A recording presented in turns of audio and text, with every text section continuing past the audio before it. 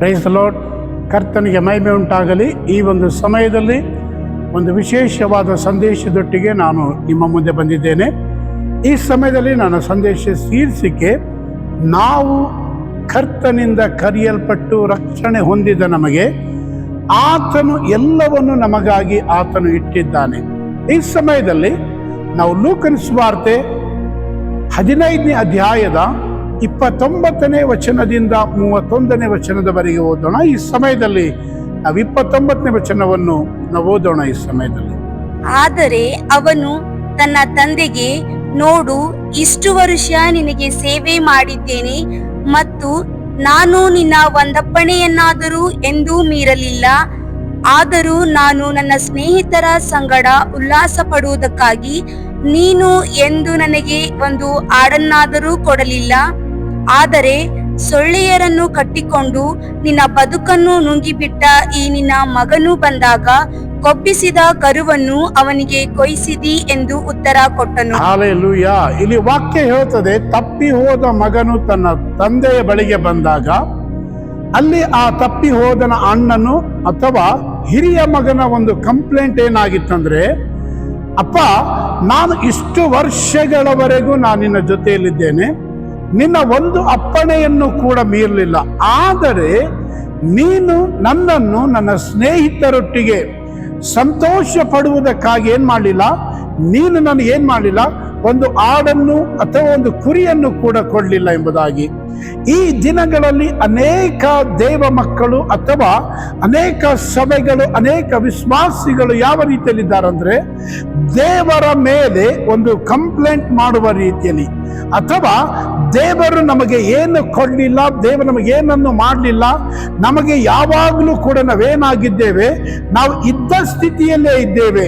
ನಾವು ಯಾವತ್ತೂ ಕೂಡ ಜೀವನದಲ್ಲಿ ಸಂತೋಷ ಪಡಲಿಕ್ಕೆ, ಜೀವನದಲ್ಲಿ ಉಲ್ಲಾಸಗೊಳ್ಳುವ ರೀತಿಯಲ್ಲಿ ಯಾವ ಆಶೀರ್ವಾದಗಳು ಕೂಡ ಕಾಣಲಿಲ್ಲ ಎನ್ನುವಂತ ಅನೇಕರ ಒಂದು ಕಂಪ್ಲೇಂಟ್ ದೇವರ ವಿಷಯದಲ್ಲಿ ಇರ್ತದೆ. ಅಥವಾ ತಮ್ಮನ್ನು ತಾವು ಹೇಳಿಕೊಳ್ತಾರೆ, ನಾವು ದೇವರ ಅಪ್ಪಣೆಯನ್ನು ಮೀರಲಿಲ್ಲ, ನಾವು ಪ್ರತಿ ಸಮಯದಲ್ಲಿ ಕಾಣಿಕೆ ಕೊಡ್ತೇವೆ, ದಶಭಾಗವನ್ನು ಕೊಡುತ್ತೇವೆ, ಸಭೆಗೆ ಅಟೆಂಡ್ ಆಗ್ತೇವೆ, ಎಲ್ಲಾ ಪ್ರಾರ್ಥನೆಗಳನ್ನು ನಾವು ಇರ್ತೇವೆ. ಆದರೆ ನಮಗೆ ಇದುವರೆಗೂ ಕೂಡ ಯಾವುದೇ ವಿಧವಾದ ಉನ್ನತವಾದ ದೇವರ ಆಶೀರ್ವಾದವನ್ನು ನಾವು ಅನುಭವಿಸಲೇ ಇಲ್ಲ ಎಂಬುದಾಗಿ ಅನೇಕರ ಏನಾಗಿದೆ, ಕಂಪ್ಲೇಂಟ್ ಆಗಿದೆ. ಇಲ್ಲಿ ಕೂಡ ಹಿರಿಯ ಮಗನು ತನ್ನ ತಂದೆಗೆ ಏನ್ ಹೇಳ್ತಾ ಇದ್ದಾನೆ, ನಾನು ನಿನ್ನ ಒಂದು ಅಪ್ಪಣೆಯನ್ನು ಮೀರಲಿಲ್ಲ, ಆದರೆ ನೀ ನನಗೇನ್ ಮಾಡಲಿಲ್ಲ, ಒಂದು ಕುರಿಯನ್ನಾದರೂ ಒಂದು ಆಡನ್ನಾದರೂ ಕೊಡಲಿಲ್ಲ. ಕಾರಣ ಏನಂದ್ರೆ, ಅವನು ತಂದೆಯ ಜೊತೆಯಲ್ಲಿದ್ದ. ಆದರೆ ಅವನಿಗೊಂದು ಸಮಸ್ಯೆ ಏನಂದ್ರೆ, ತಂದೆಯ ಜೊತೆಯಲ್ಲಿದ್ರೂ ಕೂಡ ಅವನ ಸ್ಥಾನ ಏನಾಗಿತ್ತು ಎಂಬುದಾಗಿ ಅವನು ಅರಿತುಕೊಳ್ಳಿಲ್ಲ. ಇವತ್ತು ಪ್ರಾರ್ಥನೆಗೆ, ಇವತ್ತು ಸಭೆಗೆ, ಇವತ್ತು ಆರಾಧನೆಗೆ ಬರುವ ನಮಗೆ ನಮ್ಮ ಸ್ಥಾನ ಏನಿದೆ, ದೇವರ ದೃಷ್ಟಿಯಲ್ಲಿ, ಕ್ರಿಸ್ತನಲ್ಲಿ ನಮ್ಮ ಸ್ಥಾನ ಏನಾಗಿದೆ ಎಂಬುದಾಗಿ ನಮಗೆ ಮೊದಲನೇದಾಗಿ ಏನಿರಬೇಕಂದ್ರೆ, ನಮಗೆ ಅರಿವಿರಬೇಕು. ಅದಕ್ಕೆ ನಾವು ಮುಂದೆ ಓದುವಾಗ ಅಲ್ಲಿ ತಂದೆ ಹೇಳುವಂತ ಒಂದು ಉತ್ತಮವಾದ ಮಾತನ್ನು ಈ ಸಮಯದಲ್ಲಿ ಗಮನಿಸೋಣ. ಅದಕ್ಕೆ ತಂದೆಯು, ಕಂದ, ನೀನು ಯಾವಾಗಲೂ ನನ್ನ ಸಂಗಡ ಇದ್ದಿ ಮತ್ತು ನನ್ನದೆಲ್ಲ ನಿನ್ನದೇ. ಅಲ್ಲಿ ತಂದೆ ಏನ್ ಹೇಳ್ತಾ ಇದ್ದಾನೆ, ಕಂದ, ನೀನು ನನ್ನ ಸಂಗಡ ಇದ್ದಿ, ನನ್ನದೆಲ್ಲವೂ ನಿನ್ನದೇ ಆಗಿದೆ. ಕೇಳಿಸಿಕೊಳ್ಳ್ರಿ, ನಾವೇನಾಗಿದ್ದೇವಂದ್ರೆ, ತಂದೆಯು ನಮಗೆ ಏನನ್ನು ಇಟ್ಟಿದ್ದಾನೆ ಅನ್ನುವುದರ ಒಂದು ಪ್ರಕಟಣೆ ಇಲ್ಲದೆ ನಾವೇನ್ ಮಾಡ್ತೇವೆ, ನರಳಾಡ್ತಾ ಇದ್ದೇವೆ. ಇವತ್ತು ಅನೇಕರು ವಿಶ್ವಾಸಿಗಳಾಗಿದ್ದು, ದೇವರ ಮಕ್ಕಳಾಗಿದ್ದು ಇನ್ನೂ ರೋಗದಲ್ಲಿ ನರಳುತ್ತಾ ಇದ್ದಾರೆ. ಅನೇಕರು ಬಡತನದ ಶಾಪದಲ್ಲಿ ನರಳುತ್ತಾ ಇದ್ದಾರೆ. ಇನ್ನು ಅನೇಕರು ದರಿದ್ರತನದಲ್ಲಿದ್ದಾರೆ. ಅನೇಕ ಸಮಸ್ಯೆಗಳಲ್ಲಿ ಹಾದು ಹೋಗುವುದನ್ನು ಗಮನಿಸ್ತೇವೆ. ಅನೇಕರ ಪ್ರಶ್ನೆ ಏನಂದ್ರೆ, ನಾವು ಒಂದು ಅಪ್ಪಣೆ ಕೂಡ ಮೀರಲಿಲ್ಲ, ಆದರೆ ತಂದೆ ನಮಗೇನನ್ನು ಮಾಡಲಿಲ್ಲ ಅನ್ನುವಂತ ಒಂದು ಕಂಪ್ಲೇಂಟ್ ಅನೇಕ ದೇವ ಮಕ್ಕಳಲ್ಲಿದೆ. ಆದ್ರೆ ಇಲ್ಲಿ ತಂದೆ ಏನ್ ಹೇಳ್ತಾ ಇದ್ದಾನೆ, ಕಂದ, ನೀನು ಯಾವಾಗಲೂ ನನ್ನ ಸಂಗಡ ಇರುವುದರಿಂದ ನನ್ನದೆಲ್ಲ ನಿನ್ನದಾಗಿದೆ. ಹಲ್ಲೆಲೂಯಾ. ನೀನು ನನ್ನ ಸಂಗಡ ಇರುವುದರಿಂದ ನನ್ನದೆಲ್ಲ ನಿನ್ನದಾಗಿದೆ. ಕೇಳಿಸಿಕೊಡ್ರಿ, ತಂದೆಯಲ್ಲಿ ರೋಗ ಇಲ್ಲ, ಆತನು ನಮಗೆ ಆರೋಗ್ಯವನ್ನು ಕೊಡುವ ತಂದೆಯಾಗಿದ್ದಾನೆ. ಬೈಬಲ್ ಹೇಳುತ್ತದೆ, ನಾವು ಈಗಲೇ ಯೇಸುವಿನ ಬಾಸುಂಡೆಯಿಂದ ಗುಣವಾಗಿದ್ದೇವೆ ಎಂಬುದ ವಾಕ್ಯ ಹೇಳ್ತೇವೆ. ನಾವೇನ್ ಮಾಡ್ಬೇಕು? ತಂದೆ ನಮಗೇನನ್ನಿಟ್ಟಿದ್ದಾನೆ? ಆರೋಗ್ಯವನ್ನಿಟ್ಟಿದ್ದಾನೆ. ನಾವೊಂದು ವೇಳೆ ಆ ಆರೋಗ್ಯದಲ್ಲಿ ಸಂತೋಷಿಸಲಿಲ್ಲ ಅಂದ್ರೆ ಅದು ನಮ್ಮ ಸಮಸ್ಯೆ. ಮೊದಲ ಪೇತ್ರ 2ನೇ ಅಧ್ಯಾಯದ 24ನೇ ವಚನವನ್ನು ನಾವು ನೋಡೋಣ ಈ ಸಮಯದಲ್ಲಿ. ಮೊದಲ ಪೇತ್ರ 2ನೇ ಅಧ್ಯಾಯದ 24ನೇ ವಚನ. ನಾವು ಪಾಪದ ಪಾಲಿಗೆ ಸತ್ತು ನೀತಿವಂತರಾಗಿ ಜೀವಿಸುವಂತೆ ಆತನು ನಮ್ಮ ಪಾಪಗಳನ್ನು ತಾನೇ ತನ್ನ ದೇಹದಲ್ಲಿ ಹೊತ್ತುಕೊಂಡು ಮರಣದ ಕಂಬವನ್ನು ಏರಿದನು. ಆತನ ಬಾಸುಂಡೆಗಳಿಂದ ನಿಮಗೆ ಗುಣವಾಯಿತು. ಯೇಸುವಿನ ಬಾಸುಂಡೆಯಿಂದ ನಿಮಗೆ ಗುಣವಾಯಿತು ಅಂದರೆ ನಾವು ತಂದೆ ಕೊಡ್ಲಿಲ್ಲ ಅಂತಲ್ಲ, ನಾನು ನಂಬಿಕೆಯಿಂದ ಅದನ್ನು ಪಡೆದುಕೊಳ್ಳಬೇಕು. ನಾನು ಪ್ರಾರ್ಥನೆಯಲ್ಲಿ ಅರಿಕೆ ಮಾಡುತ್ತಾ ಆತನ ಬಾಸುಂಡೆಯಿಂದ ಬಂದ ಆರೋಗ್ಯವನ್ನೇನ್ ಮಾಡಬೇಕು? ನಾನು ಸ್ವತಂತ್ರಿಸಿಕೊಳ್ಳಬೇಕು. ದೇವರ ಮೇಲೆ ದೂರುವಂಥದ್ದಲ್ಲ, ಪಾಸ್ಟ್ಗಳ ಮೇಲೆ ದೂರುವಂಥದ್ದಲ್ಲ, ಯಾವುದೋ ಸಭೆಗಳ ಮೇಲೆ ದೂರುವಂಥದ್ದಲ್ಲ. ನನಗಾಗ ಪ್ರಾರ್ಥನೆ ಮಾಡಲಿಲ್ಲ, ನನಗೋಸ್ಕರ ಅವರು ಸರಿಯಾದ ರೀತಿಯಲ್ಲಿ ದೇವರ ಮುಂದೆ ಬೇಡಿಕೊಳ್ಳಲಿಲ್ಲ, ಅಥವಾ ನಾನು ಇಷ್ಟು ದೇವರನ್ನು ಹಿಂಬಾಲಿಸ್ತಾ ಇದ್ದೇನೆ, ದೇವರನಿಗೆ ಯಾವುದು ಒಳ್ಳೆಯದನ್ನು ಮಾಡಲಿಲ್ಲ ಅಂತೇಳಿ ದೇವರಿಗೆ ವಿರೋಧವಾಗಿ, ಸಭೆಗೆ ವಿರೋಧವಾಗಿ, ಸೇವಕರಿಗೆ ವಿರೋಧವಾಗಿ ಮಾತಾಡುವುದಿಲ್ಲ. ಅಲ್ಲಿ ಬೈಬಲ್ ಹೇಳುತ್ತದೆ, ದೇವರು ನಮಗೆ ಆರೋಗ್ಯದಲ್ಲಿಡುವುದಕ್ಕಾಗಿ ಯೇಸು ಸ್ವಾಮಿಯ ದೇಹದ ಮೇಲೆ ಗಾಯಗಳನ್ನು ಆತನು ಉಂಟು ಮಾಡಿದನು. ಕಾರಣ ಅಂದ್ರೆ ಆತನ ಬಾಸುಂಡೆಯಿಂದ ನಾವು ಆರೋಗ್ಯವನ್ನು ಪಡೆಯುವುದಕ್ಕಾಗಿ. ಹಲ್ಲೆಲೂಯಾ. ಅಲ್ಲಿ ಬೈಬಲ್ ಹೇಳುತ್ತದೆ, ನಾವು ಆತನ ಬಾಸುಂಡೆಯಿಂದ ಗುಣವಾಗಿದೆ ಅಂದ್ರೆ ತಂದೆಯು ನಮಗೆ ಆರೋಗ್ಯವನ್ನು ಇಟ್ಟಿದ್ದಾನೆ. ಇವತ್ತಿನ್ನೂ ಅನೇಕರ ಪ್ರಶ್ನೆ ಇದೆ, ನಾನು ಅನಾರೋಗ್ಯದಲ್ಲಿರುವುದು ದೇವರ ಚಿತ್ತವ ಎಂಬುದಾಗಿ. ಅಲ್ಲ, ನೀನು ರೋಗದಲ್ಲಿರಬಾರದು, ಆರೋಗ್ಯದಲ್ಲಿರಬೇಕನ್ನುವ ದೇವರ ಚಿತ್ತವಾಗಿರುವುದರಿಂದ ಆ ಯೇಸು ಸ್ವಾಮಿ ಕ್ರೂಸ್ ಮೇಲೆ ಹೋಗುವಾಗ ಆತನ ದೇಹದ ಮೇಲೆ 39 ಕಬ್ಬಿಣದ ಮೊಳೆಗಳಿಂದ ಆತನ ದೇಹದ ಮೇಲೆ ಹೊಡೆಯಲ್ಪಟ್ಟಾಗ, ಆ ಬಾರುಕೋಲುಗಳಿಂದ ಹೊಡೆಯಲ್ಪಟ್ಟಾಗ ಆತನ ಚರ್ಮ ಮಾಂಸ ಕಿತ್ತಿ ಬರ್ತಾ ಇತ್ತು. ಕಾರಣ ಏನಂದ್ರೆ ಆ ಕ್ರೂಜೆಯ ಮೇಲೆ ಆತನು ತನ್ನ ದೇಹದ ಮೇಲೆ ಗಾಯ ಹೊಂದಿ ಆತನು ಬಲಿಯಾಗುವುದು ಯಾಕೆಂದ್ರೆ ನನ್ನ ನಿನ್ನ ರೋಗಗಳನ್ನು ಗುಣಪಡಿಸುವುದಕ್ಕಾಗಿ. ನೀನು ದೇವರ ಮೇಲೆ ದೂಷಿಸಬೇಕಾಗಿಲ್ಲ, ಈ ವಚನವನ್ನು ನಂಬಿ ನೀನು ಅರಿಕೆ ಮಾಡಬೇಕು, ನಾನು ಯೇಸುವಿನ ಬಾಸುಂಡೆಯಿಂದ ಗುಣವಾಗಿದ್ದೇನೆಂಬುದಾಗಿ. ಯೇಸು ಸ್ವಾಮಿ ನನ್ನ ಎಲ್ಲ ರೋಗಗಳನ್ನು ಹೊತ್ತು ನನಗೆ ಆರೋಗ್ಯವನ್ನು ಕೊಟ್ಟಿದ್ದಾನೆ. ಯಾಕೆಂದ್ರೆ ನಾವು ತಂದೆಯೊಟ್ಟಿಗಿದ್ದೇವೆ, ಸಭೆಯಲ್ಲಿದ್ದೇವೆ. ಆದರೆ ತಂದೆ ನಮಗೆ ಏನನ್ನು ಇಟ್ಟಿದ್ದಾನೆ ಅನ್ನುವುದರ ಪ್ರಕಟಣೆ ಇಲ್ಲದೆ ಇದ್ದರೆ ನಾವು ಹೇಗಿರ್ತೇವೆ? ಹಿರಿಯ ಮಗನಂತೆಯೇ ನಮ್ಮ ಮನಸ್ಥಿತಿ ಇರ್ತದೆ. ನನಗೇನು ಇಲ್ಲ, ಒಂದು ಕುರಿಯು ಕೂಡ ನನ್ನ ಸ್ನೇಹಿತರೊಟ್ಟಿಗೆ ಸಂತೋಷ ಪಡಲಿಕ್ಕೆ ಇಲ್ಲ ಅನ್ನುವ ರೀತಿಯಲ್ಲಿ ನಾವು ಕೂಡ ಹೇಳ್ತೇವೆ. ಅನೇಕ ಸಮಯದಲ್ಲಿ ನಾವು ಪ್ರಾರ್ಥನೆ ಆರಾಧನೆಯಲ್ಲಿದ್ದರೂ ಕೂಡ ಆರೋಗ್ಯದಲ್ಲಿ ನಾನು ಬದುಕಲಿಕ್ಕೆ ಆಗ್ಲಿಲ್ಲ ಎಂಬುದಾಗಿ. ಅದು ದೇವರ ಪ್ರಾಬ್ಲಮ್ ಅಲ್ಲ, ಅದು ನಿನ್ನಲ್ಲಿರುವಂತ ಒಂದು ಅಪನಂಬಿಕೆ ಅಥವಾ ನಿನಗೆ ಈ ಪ್ರಕಟಣೆ ಇಲ್ಲದೆ ಇರುವುದರಿಂದ ನೀನು ಇನ್ನೂ ಕೂಡ ರೋಗದಲ್ಲಿದ್ದೀಯಾ. ಯಾಕೆಂದ್ರೆ ತಂದೆ ನಿನಗೆ ಆರೋಗ್ಯವನ್ನಿಟ್ಟಿದ್ದಾನೆ. ಈ ಹೊತ್ತಿನಿಂದ ನೀನು ಆರೋಗ್ಯದಲ್ಲಿ ಜೀವಿಸುವುದೇ ತಂದೆಯ ಚಿತ್ತವಾಗಿದೆ. ಅನೇಕರು ಇದುವರೆಗೂ ಕೂಡ ದೇವ ನಂಬಿಕೆಯಲ್ಲಿದ್ದು ಸಭೆಗೆ ಬರ್ತಾ ಇದ್ದು ಆರಾಧಿಸ್ತಾ ಇದ್ದವರ ಮನಸ್ಥಿತಿ ಏನಂದ್ರೆ, ನಾವು ಬಡತನದಲ್ಲಿರುವುದೇ ದೇವರ ಚಿತ್ತ ಎನ್ನುವುದು ಅಲ್ವಾ? ಅನೇಕರು ಹೇಳ್ತಾರೆ, ಅನೇಕರು ಹಾಡುವುದು ಕೇಳಿದ್ದೇವೆ, ನಾವು ಬಡತನದಲ್ಲಿರುವುದು ಈ ಬಡವನ ಬಾಳಲ್ಲಿ. ನಾವು ಯಾವತ್ತೂ ಬಡತನದಲ್ಲಿರುವುದು ದೇವರ ಚಿತ್ತವಲ್ಲ. ನಿನಗೆ ಒಂದು ವೇಳೆ ಆ ಬಡತನದಲ್ಲಿರುವುದೇ ದೇವರ ಚಿತ್ತ ಅಂತ ಅರಿತುಕೊಂಡಿದೆ ಅಂದ್ರೆ ದೇವರ ಉದ್ದೇಶದ ಪ್ರಕಟಣೆ ನಿನಗೆ ಸಿಗಲಿಲ್ಲ. ಅದಕ್ಕೆ 2ನೇ ಕೊರಿಂಥಿಯ 8ನೇ ಅಧ್ಯಾಯದ 9ನೇ ವಚನವನ್ನು ನಾವು ಈ ಸಮಯದಲ್ಲಿ ನೋಡೋಣ. ನಮ್ಮ ಕರ್ತನಾದ ಯೇಸು ಕ್ರಿಸ್ತನ ಕೃಪೆಯು ನಿಮಗೆ ಗೊತ್ತಾಗಿದೆಯಲ್ಲ. ಆತನು ಐಶ್ವರ್ಯವಂತನಾಗಿದ್ದು ತಾನು ಬಡತನದಲ್ಲಿ ಸೇರುವುದರಿಂದ ನೀವು ಐಶ್ವರ್ಯವಂತರಾಗಬೇಕೆಂದು ನಿಮಗೋಸ್ಕರ ಬಡವನಾದನು. ಅಲ್ಲಿ ವಾಕ್ಯ ಏನ್ ಹೇಳ್ತಾ ಇದೆ? ನಮಗೋಸ್ಕರ, ನಿಮಗೋಸ್ಕರ ಯೇಸು ಬಡವನಾದನು. ನಮ್ಮ ತಂದೆಯಾದ ದೇವರ ಕೃಪೆ ಎಂತದಂದ್ರೆ ತನ್ನ ಮಗನನ್ನು ಬಡತನದಲ್ಲಿ ಕಳುಹಿಸಿಕೊಟ್ಟನು. ಆತನು ಹುಟ್ಟಿದಾಗ ಬಡವನಲ್ಲ, ಸೇವೆಯಲ್ಲಿ ಬಡವನಲ್ಲ. ಆತನು ಕ್ರೂಸೆಯ ಮೇಲೆ ಆತನೇನಾಗಿದ್ದನು? ಬಡವನಾಗಿ ಮಾರ್ಪಟ್ಟನು. ನನಗೋಸ್ಕರ ನಿನಗೋಸ್ಕರ ಆತನು ಬಡವನಾದನು. ಕಾರಣ ಅಂದ್ರೆ ನೀನು ಬಡತನದಲ್ಲಿ ಇರಬಾರದೆಂಬುದಾಗಿ. ಯಾಕೆಂದ್ರೆ ನಾವು ದೇವರೊಟ್ಟಿಗೆ ಅನೇಕ ಸಮಯದಲ್ಲಿ ಹೇಳ್ತೇವೆ, ನಾನು ಬಡತನದಲ್ಲಿರುವುದೇ ದೇವರ ಚಿತ್ತ ಅಲ್ಲ. ನಾವು ಒಂದು ಐಶ್ವರ್ಯದಲ್ಲಿ ಸಂತೋಷಿಸುವಂಥದ್ದು, ಐಶ್ವರ್ಯದಲ್ಲಿ ನಾವು ಉಲ್ಲಾಸಿಸುವಂಥದ್ದು ಅದು ದೇವರ ಚಿತ್ತವಾಗಿದೆ. ಹಲ್ಲೆಲೂಯಾ.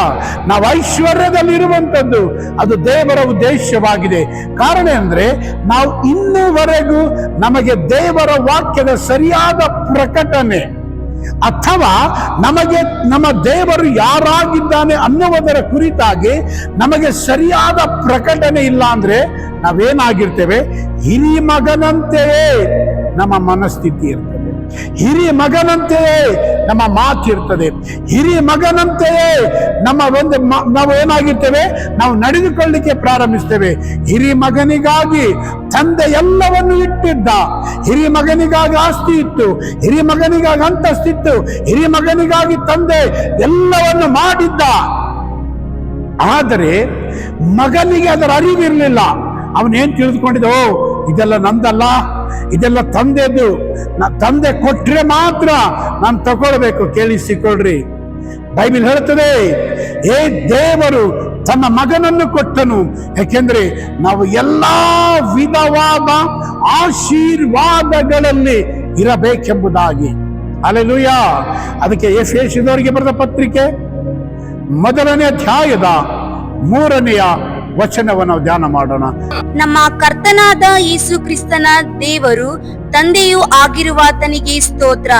ಆತನು ಪರಲೋಕದಲ್ಲಿನ ಸಕಲ ಆತ್ಮೀಯ ವರಗಳನ್ನು ನಮಗೆ ಕ್ರಿಸ್ತ ಯೇಸುವಿನಲ್ಲಿ ಅನುಗ್ರಹಿಸಿದ್ದಾನೆ. ಪರಲೋಕದಲ್ಲಿನ ಸಕಲ ಆತ್ಮೀಯ ಆಶೀರ್ವಾದಗಳು ಕ್ರಿಸ್ತನಲ್ಲಿದೆ. ಹಲ್ಲೆಲೂಯಾ. ಎಲ್ಲ ಆಶೀರ್ವಾದಗಳು ಕ್ರಿಸ್ತನಲ್ಲಿದೆ. ಕ್ರಿಸ್ತನು ನಮ್ಮೊಳಗಡೆ ಇದ್ದಾನೆ. ಹಲ್ಲೆಲೂಯಾ. ಕ್ರಿಸ್ತನಲ್ಲಿ ಪರಲೋಕದ ಸಕಲ ಆಶೀರ್ವಾದ ಕ್ರಿಸ್ತನಲ್ಲಿದೆ. ಕೇಳಿಸಿಕೊಳ್ಳ್ರಿ, ಯಾಕೆಂದ್ರೆ ದೇವರು ಕ್ರಿಸ್ತನಲ್ಲಿ ಪರಲೋಕದ ಎಲ್ಲ ಆಶೀರ್ವಾದಗಳನ್ನು ಕ್ರಿಸ್ತನಲ್ಲಿ ಡೆಪಾಸಿಟ್ ಮಾಡಿದ್ದಾನ್ರಿ. ನಾವೇನ್ ಮಾಡ್ಕೊಳ್ಬೇಕು? ಅದನ್ನು ವಿಡ್ರಾ ಮಾಡ್ಕೊಳ್ಬೇಕು ಅಲ್ವಾ? ಅದನ್ನು ವಿಡ್ರಾ ಮಾಡ್ಕೊಳ್ಬೇಕು. ಇವಾಗ ನನ್ನ ಬ್ಯಾಂಕ್ ಅಲ್ಲಿ 1 ಕೋಟಿ ರೂಪಾಯಿ ಇದೆ ಅಂದ ಮೇಲೆ ನಾನು ಬ್ಯಾಂಕ್ ಮುಂದೆ ಹೋಗಿ ದಯಮಾಡಿ ನನಗೆ ಇದನ್ನು ಕೊಡಿ, ಅದನ್ನು ಕೊಡಿ ಅಂತೇಳಿ ಏನ್ ಮಾಡ್ಲಿಕ್ಕಾಗಲ್ಲ, ನಾವು ಭಿಕ್ಷೆ ಬೇಡಲಿಕ್ಕಾಗಲ್ಲ. ಅಥವಾ ಬ್ಯಾಂಕ್ ಮ್ಯಾನೇಜರ್ ಮುಂದೆ ಹೋಗಿ ನನಗೆ ನನ್ನ ಅಕೌಂಟ್ ಅಲ್ಲಿ ಇರುವುದು ಕೊಡಿ ಅಂತೇಳಿ ಅಂಗಾಲಾಚಬೇಕಾಗಿಲ್ಲ.